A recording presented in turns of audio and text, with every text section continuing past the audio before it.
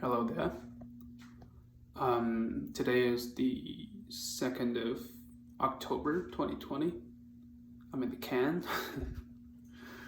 um, Anyways, so the big news was that Donald fucking Trump got tested positive, and also the First Lady Melania Trump got tested positive for the coronavirus last night around 2 p.m. I was still up at the time, so I was up when he tweeted that Melania and him got tested positive for the coronavirus. Actually, I didn't get the news from the tweet. I got the news from the Bloomberg News app or whatever.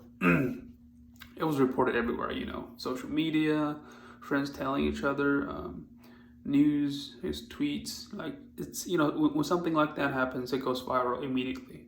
So it doesn't really matter where I got the news from. I'm pretty confident that the news is real. So that happened. Well, I was like, it happened like a almost 3 p.m. I was still up because I ate too much last night. Last night we were the apartment had a small party, like a meal together, all five of us, to celebrate the because yesterday was the first of October, and it was the establishment of China. Also, the Mid-Autumn Festival is like two holidays or festivals coming together in one day, so it was pretty big. Yeah, we had a pretty good time. I ate too much, so when you're eating too much, you can't really go to bed very soon. I was staying up, like, playing StarCraft 2 when I got the news. So it's pretty big. Like, the sitting president got tested positive for the currently, wildly spreading coronavirus pandemic, and I've already heard, because I've thought of this conspiracy theory myself. I've already heard people saying that, oh, this is actually a strategic test, not strategic test. It's like a strategic thing to at least announce that he got tested positive during this period of time. Because today is the 2nd of October. It's like literally 1 month away from the election. Election's on the 3rd of November. And I'm not saying that Donald Trump is he got affected by coronavirus deliberately. It's like rubbing his face at someone who's being tested positive now. I don't think it's that dumb or that calculative.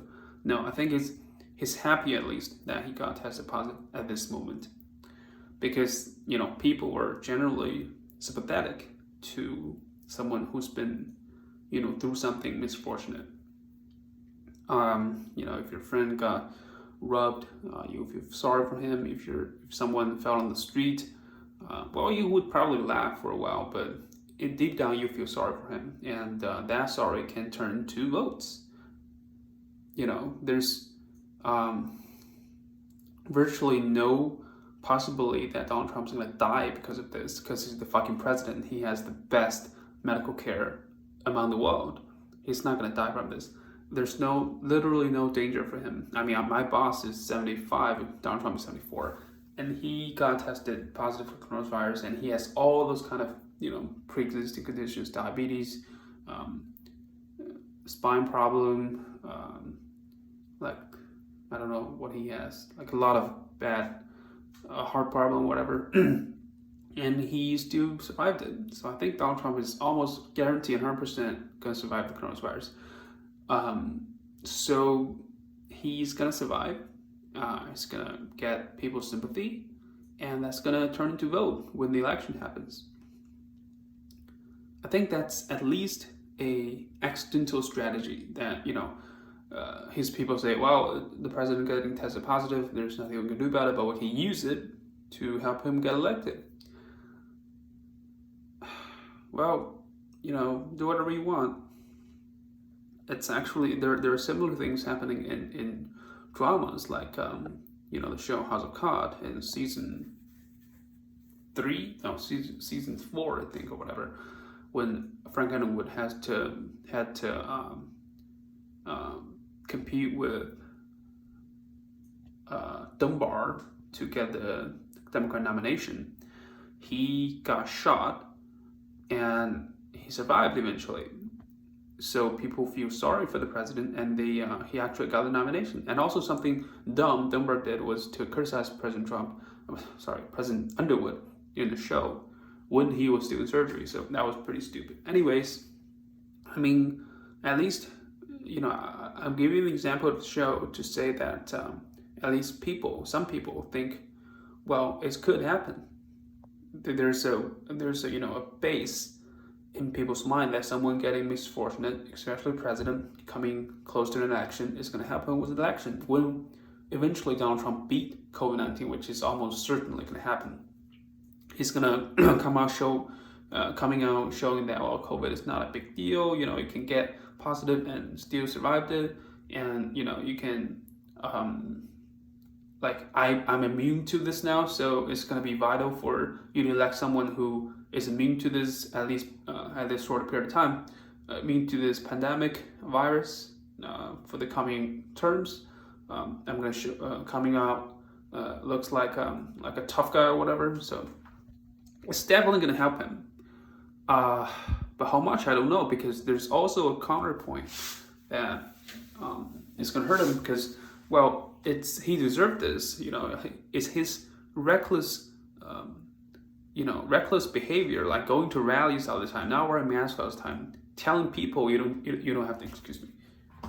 I need to sneeze. Telling people you don't have to wear a mask all the time. It's this kind of reckless behavior, irresponsible, politicized behavior that's eventually got him, tested positive, because it's not, of course, guaranteed that he's one day going to get affected, but it obviously increased the chance. If you don't go to those fucking big rallies all the time. Remember his friend Herman Cain got tested positive in one of his rallies and died afterwards? Like, bad things happen when you're doing erratic things like this. So some people, myself included, is going to think, well, he fucking deserved it. It's his fault. It's his own fault. We shouldn't have any sympathy for him, after he got tested positive. So if I were to vote, which I can't, actually, I was at the DMV yesterday and they asked me if I want to be registered for voting. I was like, I'm not a U.S. citizen. Anyways, if I could vote, I wouldn't, lean more to voting for Trump after this. I would say, oh, he fucking deserved it. Anyways, the reality is often more interesting than drama in many senses.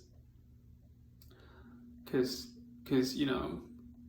now Joe Biden has to get tested as well, because they just had the debate, like really close, not that close, more than 6 feet, but still, you could get affected.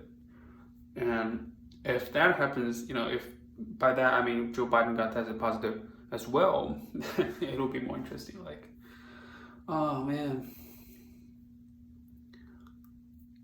things are gonna get interesting. Right now, I think the national poll average was Biden leading by almost 7 points when there is only 1 month close to the election. One candidate leading nationally by 7 points. It's almost guaranteed to get elected. But Trump has pulled off something impossible before. I don't know. If you look at the battleground states, Biden's lead is not as much as the national lead. So it's an opportunity for Trump. Yeah.